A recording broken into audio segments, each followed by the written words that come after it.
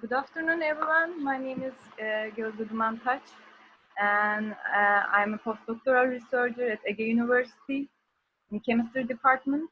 And today, my presentation will be about on fundamental studies of production and characterization of biochar and hydrochar for energy application. And I will start my presentation with an introduction about the biochar and the biomass. Then I will give some methodology about the biochar production, and I will talk about three fundamental studies on which are combustion behavior of hydrochar and biochar, and gasification reactivity of biochar, and lastly the steam gasification of biochar and hydrochar. Then I will end up my talk with an overall conclusion. As we all know, biomass is only renewable carbon source, which has advantages such as reducing the gas emissions, green gas emissions, lower the sulfur content and nitrogen content compared to coal, and its local availability and its sustainability. Despite these advantages, the direct usage of biomass in existing combustion and gasification systems is limited by its physico-chemical properties such as low homogeneity and low grindability, low energy density. And these undesirable properties bring some technical and economical concerns related to the storage, transportation, and operation. And at this point, the idea of utilization of biochar instead of biomass has risen. And the biochar is a stable carbon-rich product obtained from thermochemical conversion of any kind of biomass in an oxygen-limited atmosphere. The use of biochar reduces the deficiency of biomass. The conversion of biomass will lower the stability, and also the higher energy density of biochar allows saving on transport and storage compared to conventional biomass. And mainly biochar can be produced in two thermochemical methods, namely pyrolysis and hydrothermal carbonization. And biochar obtained from hydrothermal carbonization is generally called as hydrochar. And as a solid fuel, biochar has a potential to use in existing combustion and gasification plants alone or blend with coal. And at the end, we are expecting to produce high-yielded biochar with high density, as well as high combustion and gasification reactivity. And some characteristics such as volatile matter and ash content has controversial effects on gasification and combustion efficiency. And the most common method for biochar is pyrolysis. Basically, pyrolysis is a thermochemical treatment that subjects the biomass to thermal decomposition under an inert atmosphere. Pyrolysis takes place in a wide range of temperature, starting from 200 up to 600 Celsius.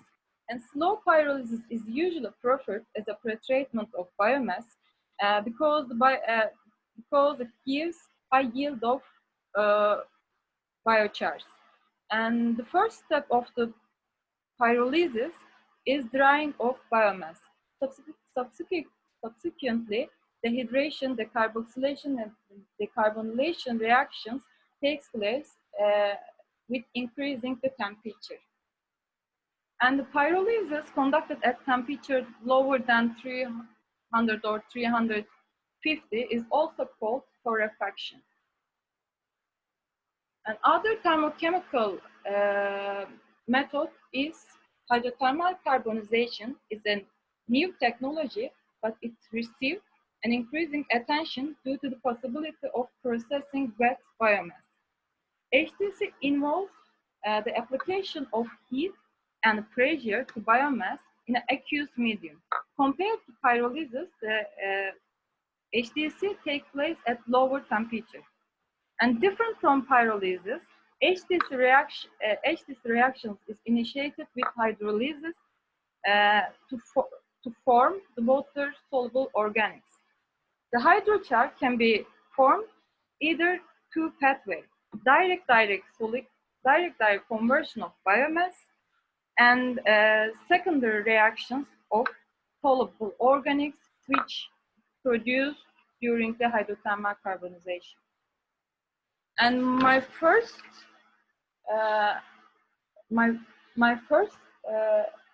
study on combustion behavior or hydrochar, we investigate the biochar and hydrochar behavior by using thermogrametric analysis, and we also calculate the combustion parameters from the DT and TG curves. And we produce hydrochar and biochars from olive tree pruning at different process conditions.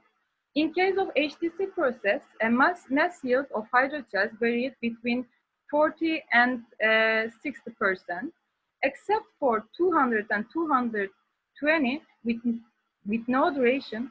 All hydrochar yields decreased with increasing process severity.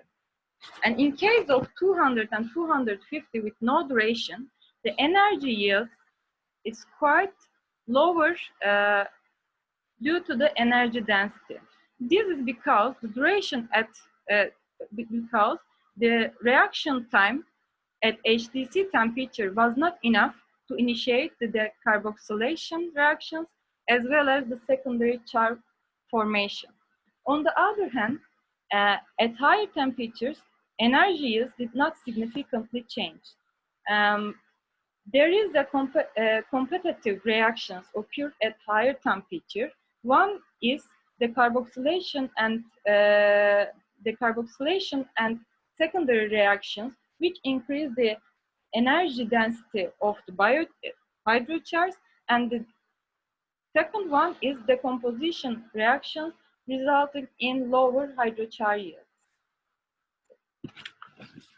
And for pyrolysis, both energy yields and mass yields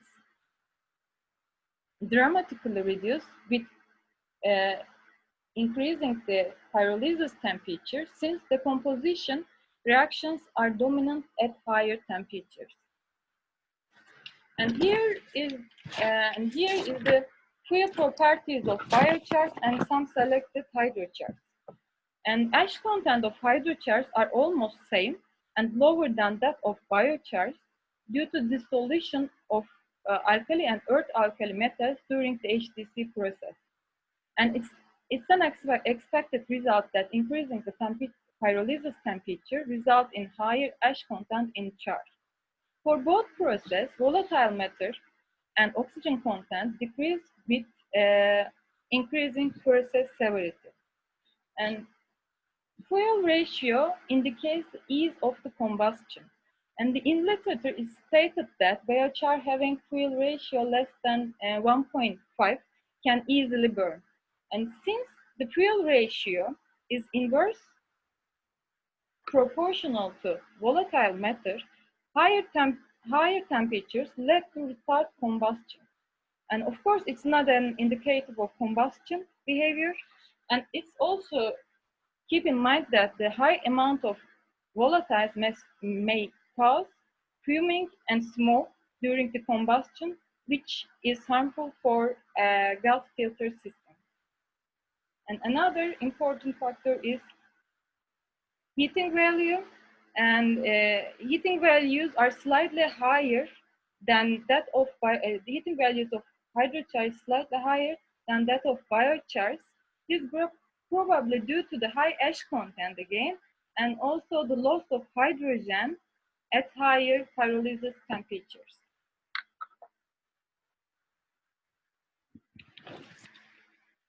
And in general, here is the TG data of the hydrochar and biochar.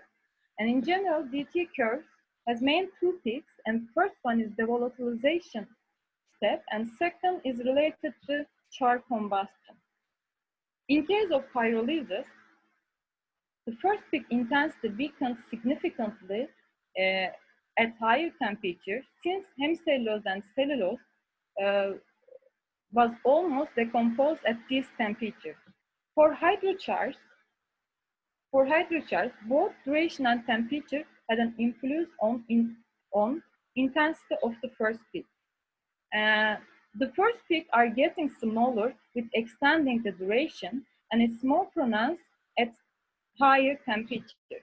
For instance, at 260 Celsius, increasing the duration to 30 minutes led to decrease the intensity of the first peak significantly.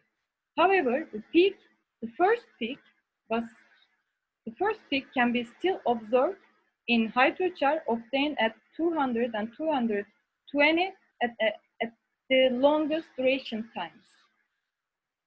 And it's known that decrease of volatile matter content in biochar and hydrochar result in shifting of ignition temperature to higher values. Although we couldn't find a linear trend between the volatile matter and ignition temperature, and it's obvious that the removal of first peak led to increase the ignition temperature. And therefore, we can conclude that the complete removal of volatile matter may adverse effect on combustion reactivity. And second peak, which corresponding to char combustion, was higher in case of biochars, but there is no consistent trend in both hydrochar and biochar. And the high reactivity of char combustion is probably due to the alkali and earth alkali content of biochars, whereas most of them were leached during the HDC process. And second study is about the gasification reactivity of biochars from different biomass. CO2 reactivity of biochars were investigated under isothermal conditions at 850 Celsius. And in order to examine the effect of inherent ash, biochars was also leached with acid solution and then gasified. And as you can see, the surface area of the biochar depends on the type of the biomass, and acid leaching increasing the surface area in a small extent, but the most of the ash, mostly alkali and earth alkali metals, was successfully removed by acid leaching. And according to complete gasification time, it can be seen that the biochar with a very low surface area had a very poor gasification reactivity, even if it has a high amount of alkali content. And on the other hand, removing of alkali led to reduce the gasification reactivity and extend the total gasification time. And last case study is related to steam gasification of biochars and hydrochars obtained from sand coffee grounds. And steam gasification experiments were performed in a two-stage vertical reactor at 850, and we use steam as a gasifying agent. And biochar obtained at 300 and 500 Celsius and hydrochar at 200 Celsius were gasified in two different ways. And biomass was also gasified for comparison. And one stage gasification was conducted at the bottom bed. And for the second stage gasification, solid fuels were placed on the top bed. So tar and other volatiles evolved during the gasification passes through the second bed for thermal gasification. In one-step gasification, except for 500 biochar at 500 Celsius, all fuels produce high amount of tar, Whereas two-step gasification experiments show that a considerable amount of tar can be thermally decomposed at 850 Celsius. And biochar obtained at 500 Celsius produced very small amount of tar. And for both cases, the amount of the hydrogen produced is more related to carbon content in fuel according to below equation, solid gas equation. And addition to this, tar reforming following water gas shift reaction also occurred, giving a high yield of hydrogen. And conclusion,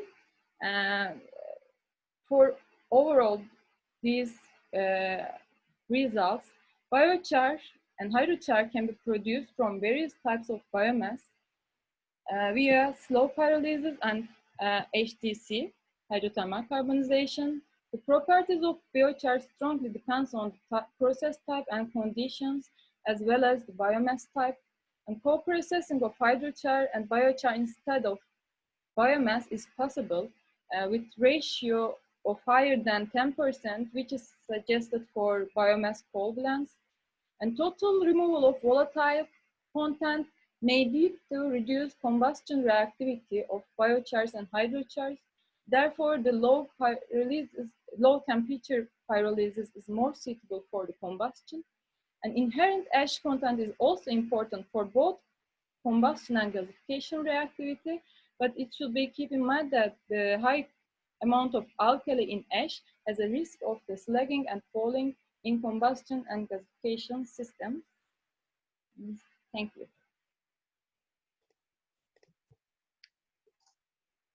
Thank you, Götze, for your presentation. I have one question for you. Okay, I try to see. Yeah. Have you looked at what your ash content actually is? So what kind of metals are there? Or? Yeah. For which one? We already do it with X-ray analysis. I was for the biochars. You had one with pine bark and pine dust. Mm-hmm. I think. Pine dust. Yeah.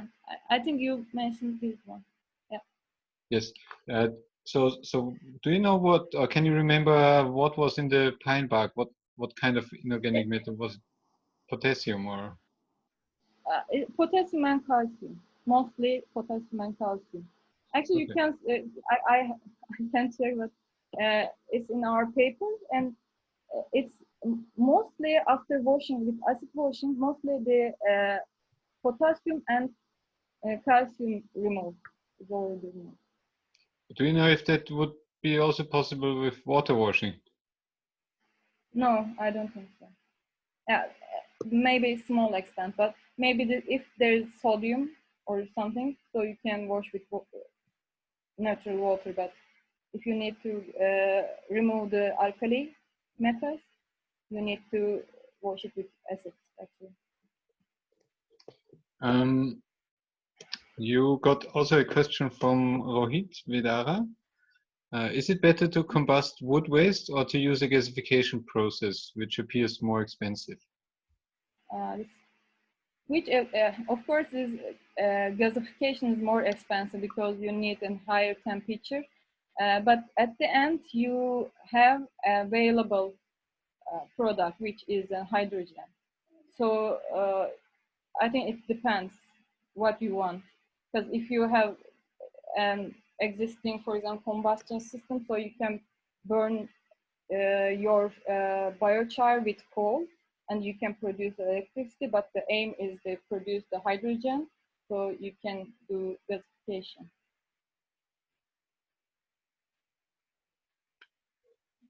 So if there are any more questions, please write them now in the chat or just unmute yourself and ask directly.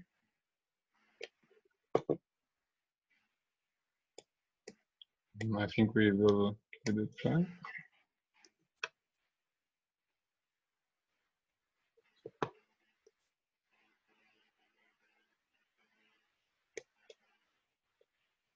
Okay.